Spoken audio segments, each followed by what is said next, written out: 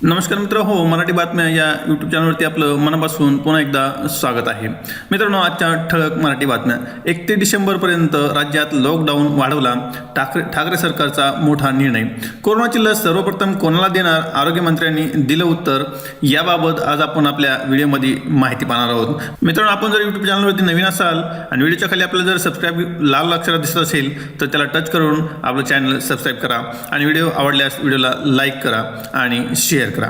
चला तर पाहूया आजच्या 2 बातम्या. पहा बातम्या अशा प्रकारे. 31 डिसेंबरपर्यंत राज्यात लॉकडाऊन वाढवला. ठाकरे सरकारचा निर्णय. मुंबईवरून बातमी आहे. राज्यात कोरोनाची दुसरी लाट येण्याची भीती असल्याने खबरदारीचा उपाय म्हणून राज्यातील लॉकडाऊन 31 डिसेंबर 2020 पर्यंत वाढवण्याचा निर्णय ठाकरे सरकारने घेतला आहे.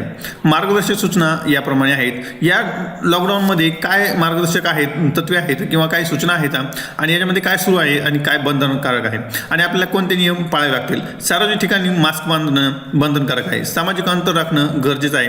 सतत हात धुणे आवश्यक आहे. चित्रपटगृहात 50% प्रेक्षकांना परवानगी आहे.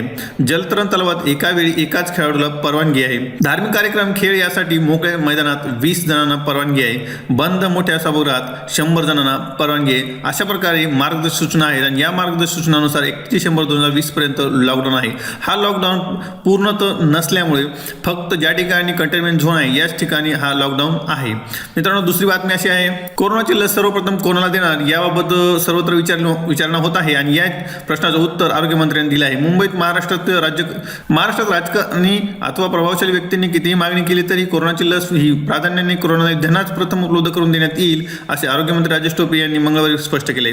जगभरात विविध कंपन्या कोरोना लस प्रथम बाजारात आणण्यासाठी स्पर्धा करीत असून दुसरीकडे कोरोना लस पहिल्यांदा मिळावी यासाठी राजकीय पुढाऱ्यांची मागणी वाढू लागल्याचे बोलले जात आहे. या प्रश्नावर उत्तर आरोग्यमंत्र्यांनी दिलेलं आहे की कोणीही किती मागणी केली, लस ही फक्त कोरोना योद्ध्यांना देणार आहेत.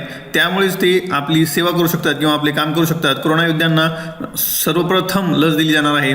कोरोना योद्ध्यांनाच प्रथम लस दिली जाणार आहे कारण ते गरजेचं आहे.